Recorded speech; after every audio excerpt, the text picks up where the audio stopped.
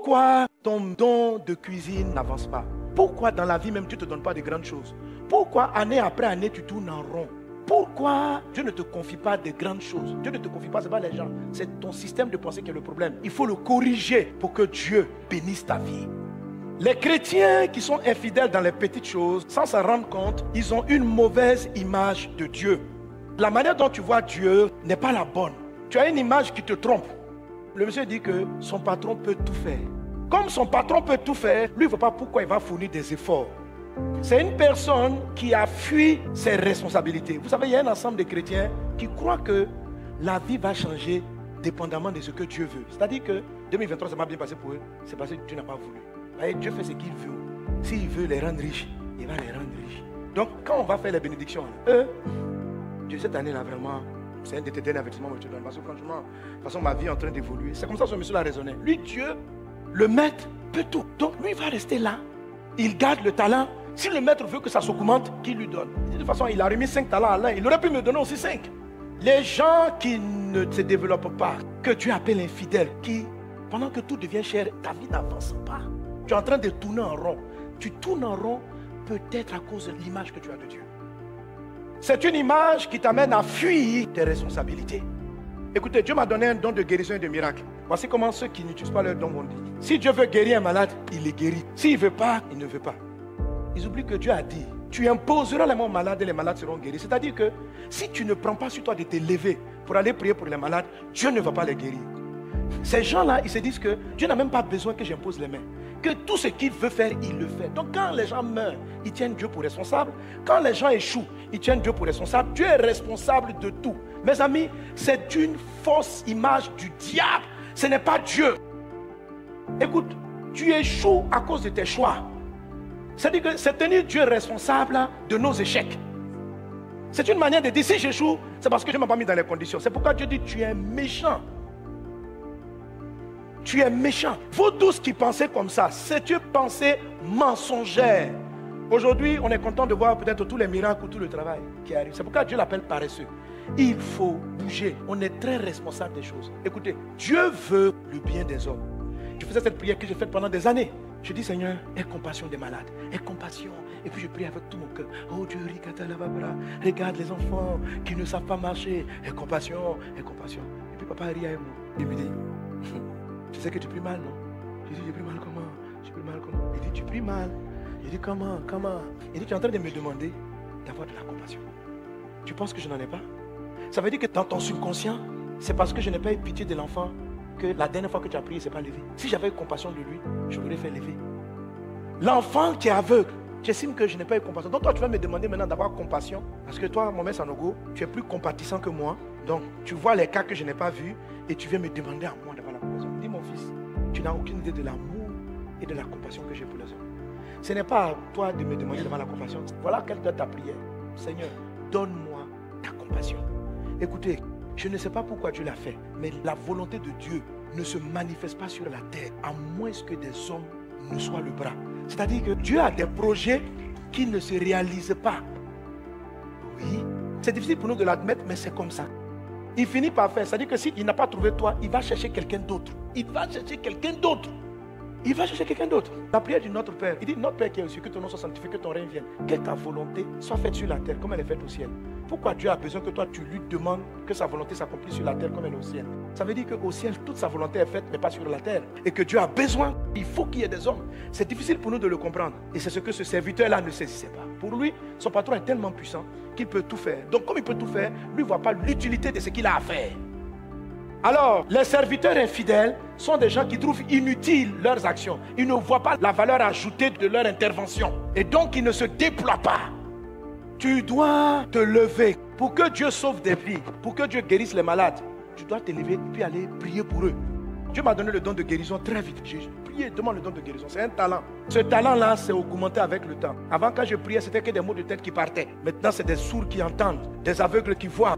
Dieu m'a donné un talent qui guérissait mal de tête. Maintenant, c'est un talent qui fait marcher les paralytiques, fait voir les aveugles. Bientôt, ça va s'augmenter. Amen. Je dois l'augmenter. Il faut que d'ici quelques temps, je ressuscite les morts. Amen. Donc, pour ressusciter les morts, je dois aller prier pour des morts. Oui, je m'entraîne. Jusqu'à présent, j'ai beaucoup échoué. Mais je n'en fais pas un bruit. Ça, on dit que quelqu'un est mort. Quand je pense que c'est une mort illégitime, je cherche le corps. Il y a des gens, tu pries toi-même, tu sais que c'est leur temps qui est arrivé. Même s'ils sont jeunes. Jésus est mort à 33 ans. Si tu partais prier pour sa résurrection, ça ne va pas marcher. Il allait ressusciter en son temps. Ce que je suis en train de vous expliquer, c'est qu'il y a des choses qui ne peuvent pas arriver. À moins que quelqu'un s'élève pour faire le travail. Celui qui est fidèle dans les petites choses, c'est quelqu'un qui sait que les choses ne vont pas se faire seul par la haute puissante volonté de Dieu. Il faut que quelqu'un dise, je suis là, me voici, sers-toi de moi, et qu'il se met au travail. Alléluia. Les gens ne vont pas entendre la parole du Seigneur, à moins que des gens se lèvent et aillent de village en village pour prêcher. Les anges ne vont pas apparaître, mais Dieu va nous tenir responsables. Si le don de prêcher l'évangile, nous ne l'utilisons pas pour aller vers les personnes. Si nous sommes fidèles, Dieu va nous donner encore plus de grâce, plus d'onction, plus d'argent, plus de ressources. Parce que nous sommes fidèles dans les petites choses. Est-ce qu'on est ensemble? Il faut te lever. 9e discipline, faire disparaître les mauvaises pensées qui rendent les gens infidèles. Les personnes qui ne développent pas leurs dons, c'est parce que c'est dire que Dieu n'a pas besoin de leur intervention. C'est vrai, Dieu n'a pas besoin. Mais Dieu a choisi de passer par les hommes. Et il va honorer son choix. Et il a choisi de passer par toi. Pour faire développer les choses, tu dois te lever, aller au travail. Dieu veut pourvoir, mais tu dois développer ton talent. Alléluia. Donc j'ai commencé, je suis allé prier pour les malades, prier pour les malades, prier pour les malades, prier pour que ça s'améliore. Et je sais que plus mon don va s'améliorer, plus il y aura des guérisons. Et les enfants que je vois qui ne sont pas guéris, je ne vais pas dire que c'est Dieu qui n'a pas voulu les guérir. Moi je ne parle pas comme ça. Il y en a qui disent non, Dieu a guéri ceux qu'il voulait. Il n'a pas guéri ceux qu'il voulait. L'enfant qui ne s'est pas levé là, Dieu aussi voulait le guérir. Mon don n'a pas encore atteint le niveau de talent qui peut résoudre son problème. Donc, je ne vais pas me culpabiliser, mais je vais travailler à croître. Alléluia. Si tu es dans un département, fais en sorte qu'il se développe. Si tu travailles dans une entreprise, fais en sorte qu'elle se développe. Tout ce que Dieu te donne, développe-le. Et il faut que tu y mettes la main pour que ça se développe. Ne mets pas tout sur ton patron. Les infidèles dans les petites choses, ils sont là, non, si le patron veut m'augmenter, il va m'augmenter. Augmente mon salaire, mon ami. Écoutez, est-ce que tu sais que si Dieu te donne un salaire de 200 000 francs, c'est ton premier talent. Si tu ne l'augmentes pas et que tu prends pour prétexte, non, c'est parce que mon boss ne m'a pas augmenté, Dieu va te chicoter. C'est de l'infidélité dans les petites choses. Tes 200 000 francs par mois, c'est une opportunité de Dieu de faire mieux et de créer d'autres ressources. Arrête d'être un consommateur qui ne développe rien.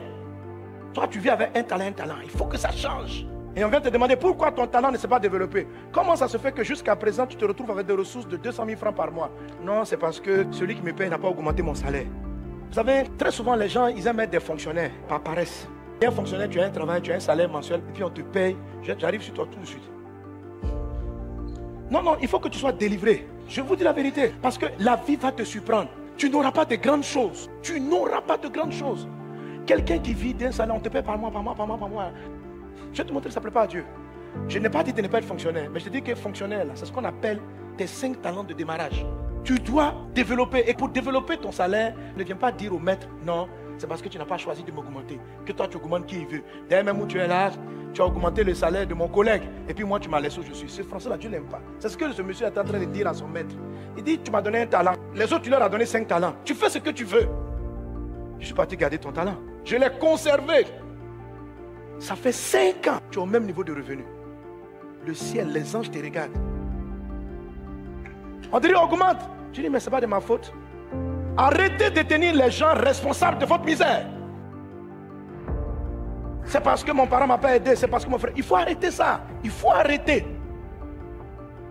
2023, que ce manque de responsabilité-là soit enterré. Et que tu prennes les choses en main au nom de Jésus. Il faut te discipliner à ne jamais tenir les autres responsables. Assume et puis fais avancer le travail. Donc corrige l'image que tu as de Dieu. Si tu crois que jusqu'à présent Dieu a bloqué ta vie, que les démons ont bloqué ta vie, que ce sont les sorciers qui t'empêchent d'aller de l'avant, change cette image-là. C'est pas vrai. Quand tu vas finir de tuer tous les sorciers, tu risques de rester à la même place. Il faut détruire les pouvoirs des sorciers. Mais tenir les sorciers responsables de votre pauvreté, c'est de la paresse. Pourquoi? C'est les sorciers, c'est dans le village, Tout ça, c'est une fuite de responsabilité. Maître, tu fais ce que tu veux. Dieu, si tu m'avais délivré des sorciers, je serais là. Il y a trop d'autres. Arrête ça. Mets-toi au travail. Les sorciers existent, il faut les taillader au nom de Jésus. Mais il faut travailler. Amen.